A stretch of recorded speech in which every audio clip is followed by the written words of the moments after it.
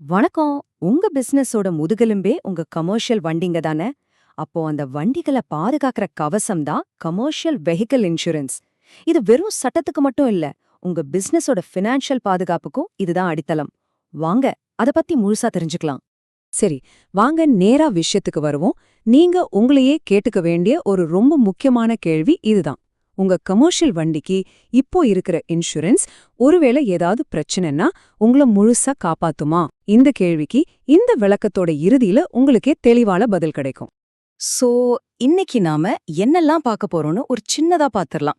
முதல்ல கமர்ஷியல் இன்சூரன்ஸ்னா என்னன்னு பேசிக்ஸ் பார்க்கலாம். அப்புறம் அதுல என்னென்ன வகைகள் இருக்கு, பிரீமியம் தொகையை என்னவெல்லாம் முடிவு பண்ணுது, இன்னும் பெட்டரான பாதுகாப்புக்கு என்னென்ன ஆட்-ஆன்ஸ் இருக்கு, கடைசியா எப்படி ஒரு கிளைம் பண்றதுன்னு ஸ்டெப் பை ஸ்டெப்பா பார்க்க போறோம். வாங்க ஆரம்பிக்கலாம். முதல் பகுதிக்கு வந்தாச்சு. அறிமுகம். எந்த ஒரு பெரிய கட்டடத்துக்கும் அஸ்திவாரம் எவ்ளோ முக்கியமோ அந்த மாதிரி தான் இன்சூரன்ஸ புரிஞ்சிக்கிறதுக்கு அதோட அடிப்படை ரொம்ப முக்கியம். கமர்ஷியல் வெஹிக்கிள் இன்சூரன்ஸ்னா உண்மையில என்ன, அது ஏன் உங்க பிசினஸ்க்கு ஒரு தவிர்க்க முடியாத விஷயம்னு இப்போ தெளிவா பார்க்கலாம். ரொம்ப சிம்பிளா சொல்லப்போனா, கமர்ஷியல் வெஹிக்கிள் இன்சூரன்ஸ்ங்கிறது உங்க தொழில் சம்பந்தப்பட்ட வண்டிகளுக்கான ஒரு சேஃப்டி நெட். அது நீங்க சரக்கு ஏத்திட்டு போற லாரியா இருக்கலாம், இல்ல பயணிகளை ஏத்திட்டு போற பஸ்ஸா, இல்ல டாக்ஸியா கூட இருக்கலாம். விபத்து, திருட்டு, ஏன் வெள்ளம், புயல் மாதிரி இயற்கை சீற்றத்தினால ஏற்படுற பெரிய பண நஷ்டத்துல இருந்து உங்களையும் உங்க தொழிலையும் இதுதான் காப்பாத்த போகுது. இது ஏன் கட்டாயம்னு என்னைக்காவது யோசிச்சிருக்கீங்களா? இது எடுத்துக்கிட்டா நல்லதுங்கிற மாதிரி ஒரு ஆப்ஷன் கிடையாது. இந்தியா மோட்டார் வாகன சட்டம் 1988 படி இந்தியாவுல ஓடுற ஒவ்வொரு கமர்ஷியல் வண்டிக்கும் இன்சூரன்ஸ் இருக்கிறது சட்டப்படி கட்டாயம். அதனால இது ஒரு விருப்பம் இல்ல, இது ஒரு கடமை. சரி, அடுத்த முக்கியமான கட்டத்துக்கு போலாம். இன்சூரன்ஸ் கட்டாயம்னு நமக்கு இப்போ தெரிஞ்சிடுச்சு. ஆனா அதுல என்னென்ன ஆப்ஷன்ஸ் இருக்கு? நீங்க எடுக்க போற மிக முக்கியமான முடிவுகள்ல இதுவும் ஒண்ணு. உங்க தேவைக்கு ஏத்த மாதிரி சரியான பாலிசியை எப்படி செலக்ட் பண்றதுன்னு இப்ப பார்க்கலாம். இப்போ ஸ்கிரீன்ல பாருங்க, 2 முக்கியமான ஆப்ஷன் இருக்கு. முதல்ல இடது பக்கம் இருக்கிற தேர்ட் பார்ட்டி இன்சூரன்ஸ். இது உங்க வண்டியால மத்தவங்களுக்கு, அதாவது இன்னொரு வண்டி, சொத்து இல்ல ஒரு நபருக்கு ஏற்படுற பாதிப்புகளுக்கு மட்டும்தான் கவரேஜ் கொடுக்கும். சிம்பிளா சொன்னா இது மத்தவங்கள பாதுகாக்குது. ஆனா உங்க வண்டிக்கு ஏற்பட்ட சேதத்துக்கு இதிலிருந்து ஒரு பைசா கூட கிடைக்காது. இப்போ வலது பக்கம் இருக்கிற காம்ப்ரஹென்சிவ் இன்சூரன்ஸ் பாருங்க. இத தேர்ட் பார்ட்டி கவரேஜோட சேர்த்து உங்க சொந்த வண்டிக்கே விபத்து, திருட்டு, தீ விபத்துன்னு எது நடந்தாலும் அதுக்கான நஷ்டத்தையும் ஈடு செய்யும். இதுதான் உங்களுக்கும் உங்க வண்டிக்கும் முழுமையான பாதுகாப்பு. சரி, இதெல்லாம் ஓகே. ஆனா இதுக்கு எவ்ளோ செலவாகும்? இதுதானே உங்க மைண்ட்ல ஓடிட்டு இருக்கு. உங்க இன்சூரன்ஸ் பிரீமியத்தை, அதாவது நீங்க வருஷம் வருஷம் கட்ட வேண்டிய தொகைய எந்தெந்த விஷயங்கள் எல்லாம் முடிவு பண்ணுதுன்னு இப்ப நாம பார்க்க போறோம். இதுல ரொம்ப முக்கியமான ஒரு விஷயம் ஐடிவி, அதாவது இன்சூர்ட் டிக்ளர்ட் வேல்யூ. இது ஒன்னும் இல்லைங்க, உங்க வண்டியோட இன்னைய மார்க்கெட் வேல்யூ தான் இது.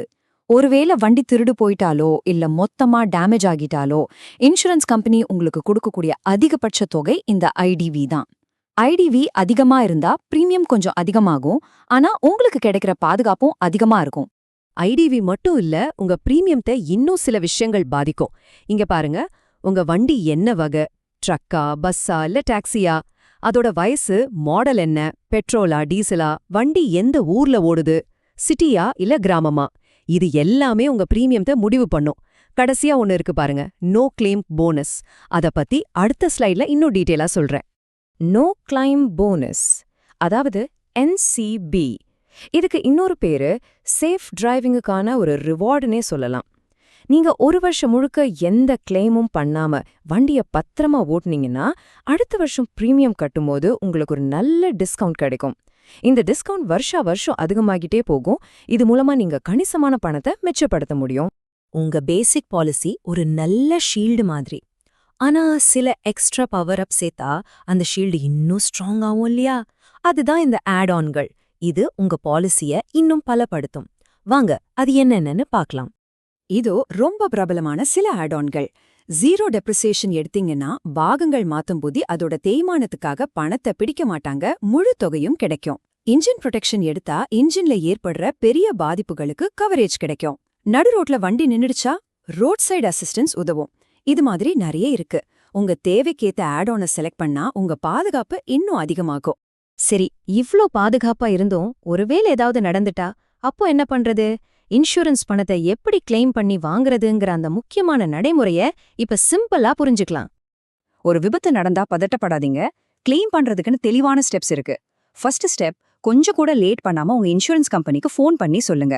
ரெண்டாவது, பெரிய விபத்து, யாருக்காவது அடிபட்டுட்டா இல்ல வண்டி திருடு போயிட்டா கண்டிப்பா போலீஸ்ல எஃப்ஐஆர் ஃபைல் பண்ணணும். அதுக்கப்புறம் தேவையான டாக்குமெண்ட்ஸ் எல்லாத்தையும் சப்மிட் பண்ணுங்க.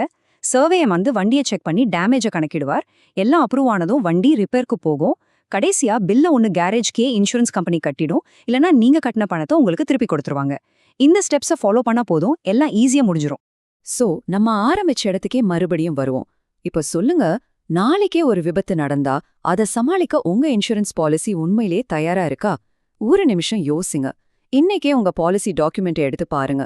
நம்ம இன்னைக்கு பேசின முக்கியமான விஷயங்கள் எல்லாம் அதுல கவர் ஆகுதான்னு செக் பண்ணுங்க. உங்க தொழில், உங்க உழைப்பு, அத பத்திரமா பாத்துக்கோங்க. அடுத்த முறை சந்திப்போம்.